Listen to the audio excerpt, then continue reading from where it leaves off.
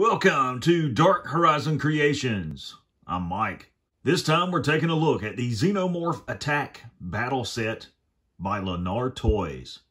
Now, if you haven't already, please follow, like, and subscribe to my social media accounts on Facebook, Instagram, and YouTube. Don't forget to hit that bell icon so you get a notification of when I post new content. So this is a set from the Lanard Toys Alien Collection that I have been wanting for quite a while. The Xenomorph Attack Battle Set. And, of course, the main feature of this playset is the Armored Personnel Carrier, which is why I wanted it. Now, I have not seen this set in an area Walmart in quite some time, and I also have been unable to find it on Walmart.com. I actually purchased this set from a third-party seller on eBay. This is one of the more sought-after sets within the Alien Collection due to it containing the Armored Personnel Carrier. Now, if you're watching this review and you don't know anything about this vehicle other than the fact that it is in the Aliens franchise, the M577 Armored Personnel Carrier is produced by Weyland-Yutani Corporation. It is approximately 8.58 meters in length and 3.38 meters wide. It is just over 2 meters tall and weighs 14,500 kilograms fully loaded. It's powered by 4 Rotodynamic Industries transaxle motors and an Arco Continental R370 gas turbine engine. It has a maximum acceleration of 42 kilometers an hour within 6 seconds and a maximum speed of 150 kilometers per hour on level ground. Now, this vehicle is covered in 2mm boron carbide armor plates and 3mm Lanard armor around the troop compartment. Now, the M577 utilizes a host of ISR capability, including video, thermal imaging, ultraviolet detector, motion trackers, and millimeter wave radar. It's equipped with defensive countermeasures, including smoke, chaff, and decoy flare dispensers, and a fire control radar jamming system. Now, the M577 is armed with a forward-mounted dual-barrel RE700 20mm Gatling cannon, all set from the driver compartment. It's also armed with a roof-mounted turret, which contains dual Boyer's PARS-150 phased plasma cannons, and the vehicle is also equipped with DSGR smart missiles. The crew complement of the vehicle includes a driver and section commander that operates out of the TOC within the APC, as well as 12 troops. So it's a very interesting take on an armored personnel carrier, and the very low angular profile was an intentional design to allow the vehicle to be transported on the UD-4 Cheyenne dropship. So let's talk about the packaging. As always, Lanard Toys does a wonderful job of utilizing a window display box for all of the toys within their Alien and Predator collection. On the back of the packaging, you've got your obligatory product shots. On the right, you've got some images of the Armored Personnel Carrier and the features, including the rotating turret and the opening troop compartment that shows the interior of the vehicle. In the upper left, it says, "Prepare yourself, the universe trembles. Calling all colonial marines, get ready to gear up and take on the most fearsome creatures to inhabit planet LV-426 and beyond in an epic space battle. The dreaded xenomorphs have multiplied in vast numbers, threatening the lives that inhabit space colonies reaching to the far ends of the universe. Gather your crew to take on, fight, and eradicate the ever-growing numbers of these terrifying aliens." And in the lower left is a very neat feature that is on all of the Aliens Collection packaging. It says, "Get to know your pet xenomorph." And it shows the life cycle of the xenomorph from the egg, the face hugger, the chest burster, the runner, the soldier class, which includes the drone, the warrior, and the Praetorians, as well as the queen. Okay, here we have the Armored Personnel Carrier outside of the packaging with the Colonial Marine Sergeant. And I must say, it is very underwhelming as a toy. Now, I knew beforehand that this was not a 1/18 scale vehicle. If you're a collector or a fan and you're looking for a accurately scaled vehicle, there's only one option out there, and that is the Hiya Toys APC.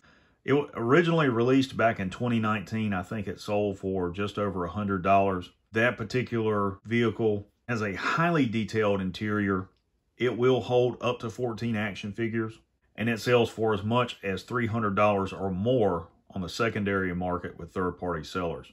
This particular toy is marketed primarily for younger collectors and fans. I will say, despite the small scale of this vehicle, it does have some nice molded detail on the outside as well as on the inside, as we'll see in just a moment.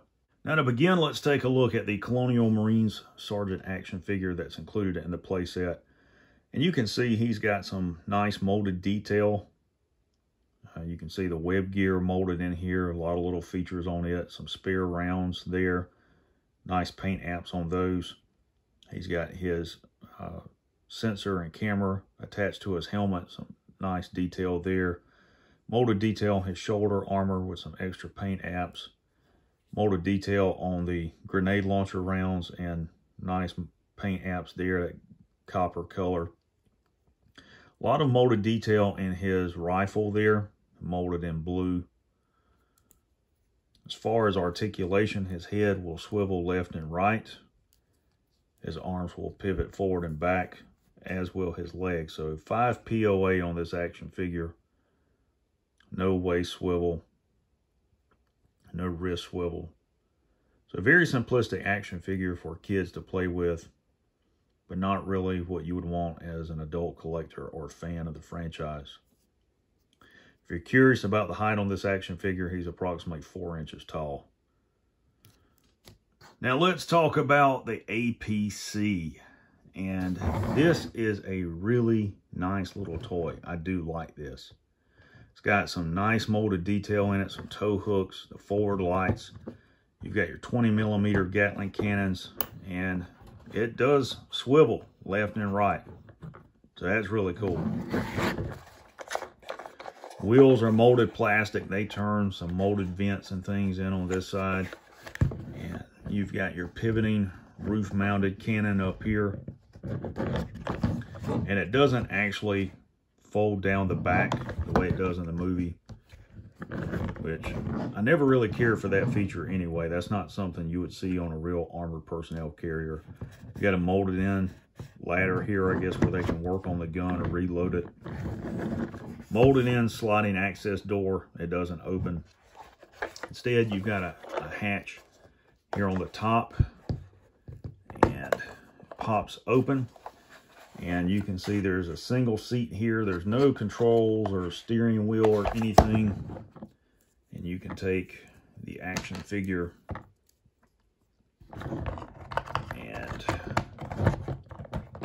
squeeze him into the driver's station like so. In the back, there is a molded seat here where the door would be. But over on this side, this is really cool. You guys can see this right here.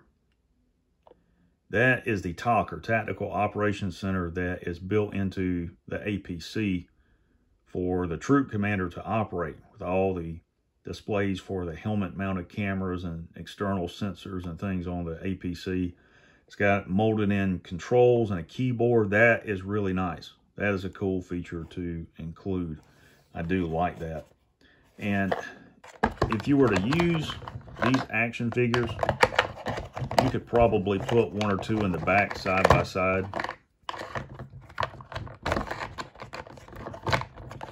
It's just a little bit awkward due to how the figures are made. I guess you could take his weapon and stow it in there. Close it up like so. Now, for those curious about the dimensions of the vehicle, it is approximately 9 inches in length. It is 4 inches tall, and it is approximately 3.5 inches wide.